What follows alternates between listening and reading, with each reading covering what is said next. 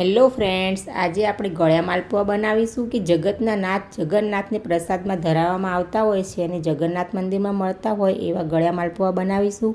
અને આ ગળ્યા માલપુઆ આપણે ઘઉંના લોટમાંથી બનાવીશું, મેંદાનો ઉપયોગ નથી કરતા। અને માલપુઆની સાથે કાજુ બદામ કેસરવાળું સરસ કઢિયાળ દૂધ સર્વ કરીશું। આ માલપુઆને તમે રબડી સાથે કે દૂધપાક સાથે પણ સર્વ કરી શકો છો। તો ચાલો માલપુઆ બનાવી લઈએ। સૌથી પહેલાં એક બાઉલ લઈશું, તેમાં 1 કપ ગોળ ઉમેરીશું અને 1.5 કપ પાણી ઉમેરી દઈશું।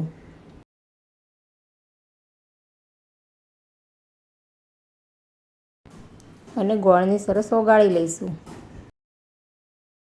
આ રીતે સતત હલાવતા જઈ ગોળને ઓગાળી લઈ અને સરસ ગોળનું પાણી તૈયાર કરી લઈશું।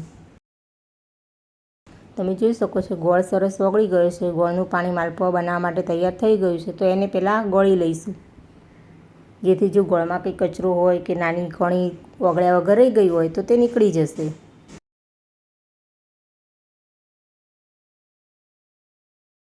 ગોળનું પાણી સરસ ગળાઈને તૈયાર થઈ ગયું છે। હવે આપણે માલપુઆનું બેટર બનાવી લઈશું। તો ફરી એ બાઉલમાં ગોળનું પાણી લઈ તેમાં 1.5 કપ આપણે લોટ ઉમેરીશું। પહેલાં 1 કપ લોટ ઉમેરી અને બરાબર મિક્સ કરી લઈશું, પછી ફરી અડધો કપ લોટ ઉમેરીશું। માલપુઆમાં જો તમને વરિયાળી, ઇલાયચી અને મરીનો ટેસ્ટ ગમતો હોય તો તે પણ અધકચરા વાટી અને તમે ઉમેરી શકો છો। 1 કપ લોટ ઉમેર્યો તો એ મિક્સ થઈ ગયો છે। ફરી અડધો કપ લોટ ઉમેરી દઈશું। ટોટલ આમાં 1.5 કપ લોટ જશે।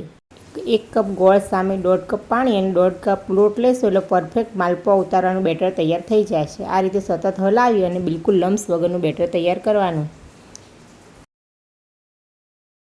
હવે બેટરને ઢાંકી અને આપણે 10 થી 15 મિનિટ રેસ્ટ આપી દઈશું। જો ટાઈમ વધારે હોય તો તમે 1-2 કલાક રાખશો તો પણ કંઈ વાંધો આવતો નથી। 1-2 કલાક રાખ્યા પછી પણ માલપુઆ સરસ ઉતરે જ છે। હવે આપણે દૂધ બનાવી લઈએ। દૂધ બનાવવા માટે મેં 1/4 ચમચી ઇલાયચી પાવડર અને 1.5 ચમચી કાજુ બદામનો પાવડર ઉમેર્યો છે। એમાં 7 થી 8 કેસરના તાંતણા ઉમેરી દઈશું। તેનાથી સરસ ફ્લેવર પણ આવે છે અને કલર પણ સરસ લાઇટ યલો આવે છે। હવે મિક્સ કરી અને સરસ ઉકળવા દઈશું। આ દૂધને આવી રીતે ઉકાળીને બનાવે એને કઢિયાળ દૂધ પણ કહેવામાં આવતું હોય છે। આપણે માલપુઆ સાથે આ દૂધને સર્વ કરીએ છીએ એટલે મેં ખાંડ નથી ઉમેરી।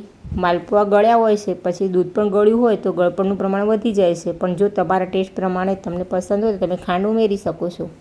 દૂધ સરસ બરાબર ઉકળી ગયું છે। હવે દૂધને ઠંડુ થવા દઈશું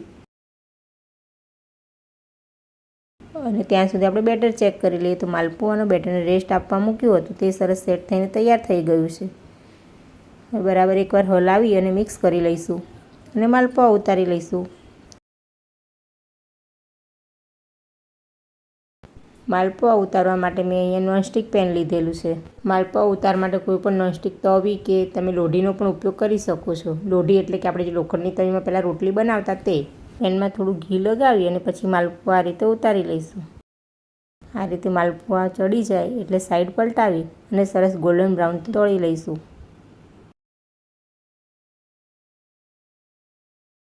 માલપુઆ તળીને તૈયાર છે। આ રીતે વારાફરતી બધા માલપુઆ તળીને તૈયાર કરી લઈશું। અને તમે શું આ રીતે જ માલપુઆ બનાવો છો તો કોમેન્ટ કરી જરૂરથી જણાવજો। અને માલપુઆ તળાય છે ત્યાં સુધી તમને એક વાત કહી દઉં કે અમારી ચેનલ લાઇક અને સબસ્ક્રાઈબ કરજો અને બેલ આઇકન દબાવવાનું ભૂલતા નહીં।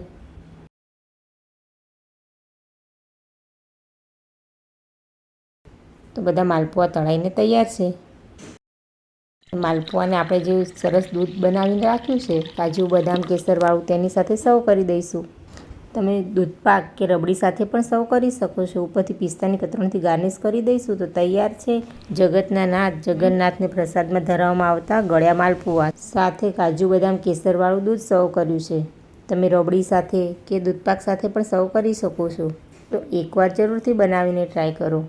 અને આમાં આપણે મેંદાનો ઉપયોગ નથી કરતા, ઘઉંનો લોટનો ઉપયોગ કરીએ છીએ અને ખાવામાં સોફ્ટ બને છે। તો જગન્નાથના મંદિરમાં મળતા માલપુઆનો પ્રસાદ તો દરેકને ભાવે જ, અને સાથે સરસ કેસર બદામ કાજુવાળું દૂધ। તો બનાવીને જરૂરથી ટ્રાય કરો અને બેલ આઇકન દબાવવાનું ભૂલતા નહીં।